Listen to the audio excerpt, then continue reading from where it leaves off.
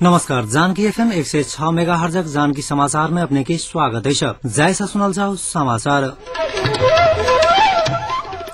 एक मुख्य समाचार।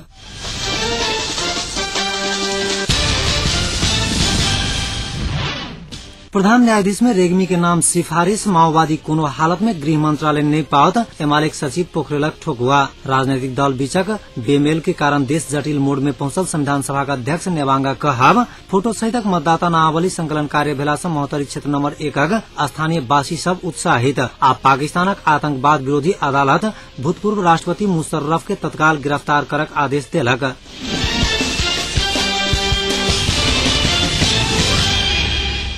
संवैधानिक परिषद प्रधान न्यायाधीश में सर्वोच्च अदालतक वरिष्ठ न्यायाधीश खिलराज रेग्मी के नाम सिफारिश कैला गई। परिषद के आई बैसल बैसार सर्वसम्मत से रेग्मी के प्रधान न्यायाधीश में सिफारिश कैला गई। रेग्मी के नाम आप व्यवस्थापिका संसद के संसदीय सुनवाई विशेष समिति में पठाल जाता। संसदीय सुनवाई की प्रक्रिया समाप्त भेला के बाद राष्ट्रपति द्वारा प्रधान न्यायाधीश नियुक्ति करक संवैधानिक व्यवस्था है। वर्तमान प्रधान न्यायाधीश राम प्रसाद श्रेष्ठ उमेर हद के कारण आगामी बैशाख 22 गते अवकाश पाइब रहल छथि। ऐसा पहिने चैत 22 गते से ओ इजलास में बैठनाइ छोड़ देने छथि।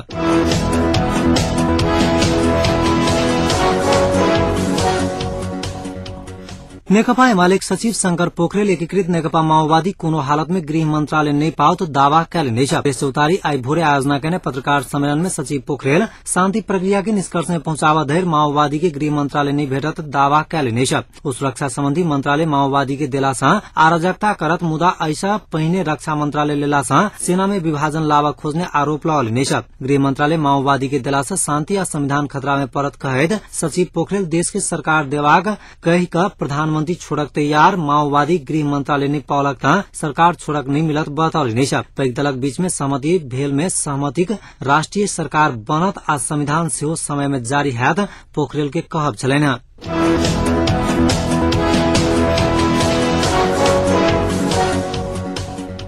माओवादी अध्यक्ष पुष्पकमल दाहाल प्रचण्ड दुलालघाट महोत्सव आ काभ्रे के चौरी गाविस स्थित एकटा विद्यालय के स्वर्ण जयंती समारोह उद्घाटन करबाक लेल आई भोरे ओहि दिस प्रस्थान कयने छलथि। पोलिट ब्यूरो सदस्य अग्नि सापकोटा आ ध्रुव पराजुली सहित नेता सब दुलालघाट पहुंचल स्रोत जानल अछि। आई दुपहरिया में विद्यालय स्वर्ण जयंती समारोह उद्घाटन कऽ ओहिठाम से घुरला के बाद साँझ 5 बजे दुलालघाट महोत्सव के उद्घाटन कऽ कार्यक्रम करक संगे प्रचण्डक सहयोगी जानकारी देलनि।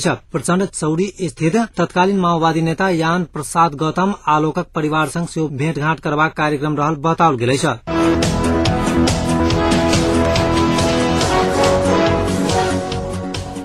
फोटो सहितक मतदाता नावली संकलन कार्य भेला से महोत्तरी क्षेत्र नंबर 1 स्थानीय वासी सब उत्साहित भेल अछि। ओ सब फोटो सहितक नावली के लेल अपन नाम दर्ता करक आ फोटो खिंचाबक कार्य में उत्साहित भेल अछि। जिला क्षेत्र नंबर 1 अंतर्गत परवला गौरीबास बर्दीबास मायस्थान आ हाथीलेट में चैत 20 गते से शुरू कयल गेल मतदाता नावली संकलन कार्य में स्थानीय वासी बहुत जिज्ञासा देखाउने नावली संकलनक इंद्रराज लामा बतौलनि।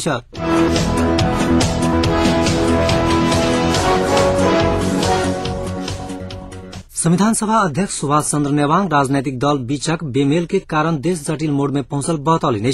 दल सभक आपसी अविश्वास से राजनैतिक गतिरोध आयल आ ओहिसे संविधान निर्माण आ शांति प्रक्रिया के तार्किक निष्कर्ष में पहुंचाबक लेल समस्या सृजना भेल नेवांगक कहब छलैन। इलाम में आई भोरे एकटा कार्यक्रम में बजैत नेता नेवांग शांति संविधान निर्माण प्रक्रिया के धराप में पारला के कारण देश ऐतिहासिक मोड में पहुंचला के कारण ओहि के बचावक लेल राजनैतिक दल सबके गंभीर होबा ऊपर जोर देलनि। सरकार गठन भेला 2 महीना बीतला के बाद सरकार पूर्णता नहीं पाउने कहित ओ प्रधानमंत्री कार्यशैली प्रति समेत असंतुष्टि जनौलनि।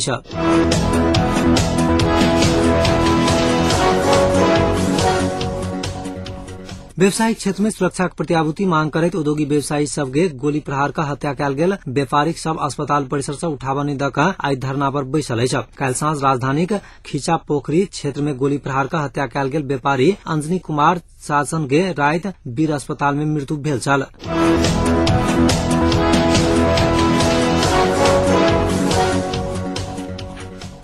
5 दिन पहिने से बेपत्ता रहल सप्तरी के एगोटे आई भोरे मृत भेटल अछि। राजविराज नगरपालिका 5 निवासी 45 वर्षीय गजेन्द्र राउत के शव मृत अवस्था में भेटल अछि। राउत के शव राजविराज स्थित सगरमाथा अंचल प्रहरी कार्यालय नजदीक नाला में भेटल अछि। राउतक परिवारजन चैत 24 गते घर से निकलल छल, मुदा नहीं घुरला के बाद ओहि दिन जिला प्रहरी कार्यालय सप्तरी में जानकारी देल गेल छल, बतौलनि अछि। पुलिस खोजी कार्य करक क्रम में राउत के शव सरल अवस्था में सगरमाथा अंचल प्रहरी कार्यालय नजदीक नाला में भेटल जिला प्रहरी कार्यालय सप्तरी जनौलक अछि। मृतक के शव के पोस्टमार्टम के लेल राजविराज स्थित सगरमाथा अंचल अस्पताल पठाओल गेल अछि।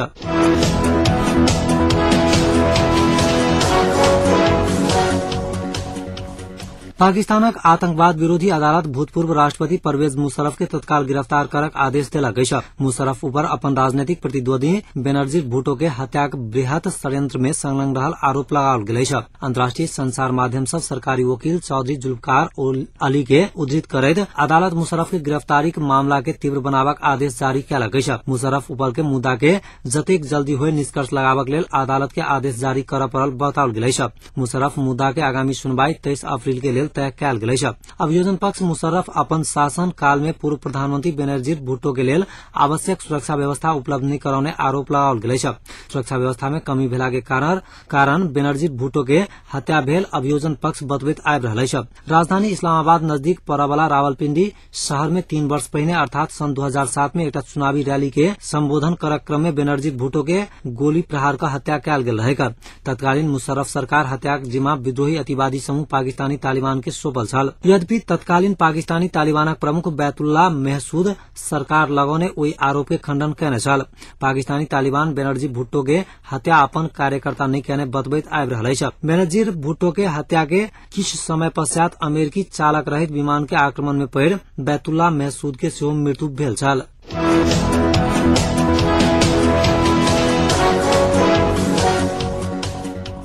दक्षिण अफ्रीका के राष्ट्रपति जैकब जुमा लीबियाई सरकार बीतल 8 हफ्ता से जारी हिंसा के समाप्त करऽ के लेल अफ्रीकी संघ के दिस से देल गेल शांति प्रस्ताव के स्वीकार कयलनि अछि। राष्ट्रपति जैकब जुमा अफ्रीकी संघ के 3 अन्य नेता सब के साथ मिलकर कर्नल गद्दाफी से भेंटघाट कयने छलथि। मध्यस्थक ई दल आई विद्रोही सब से भेंटघाट करत। लीबिया में कर्नल गद्दाफी आ विद्रोही सब के बीच युद्धक विरोध कर रहल विद्रोही सब के एकटा ब्रिटेन स्थित प्रतिनिधि गुमा अल गमातीक अनुसार अफ्रीकी संघ के प्रस्ताव पर गंभीरता से विचार कयल जायत।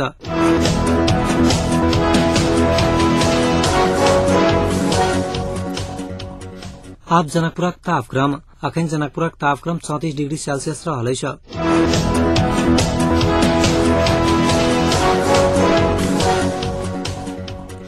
अंत में पुनः एक बेर मुख्य समाचार।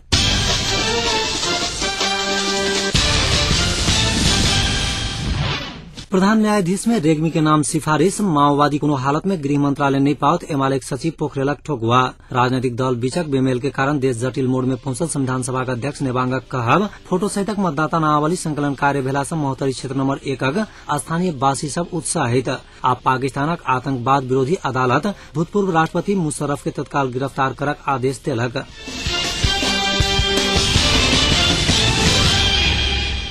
एक मुख्य समाचार एतै समाप्त हुँदै पुनः समाचार लग उपस्थित है। नमस्कार।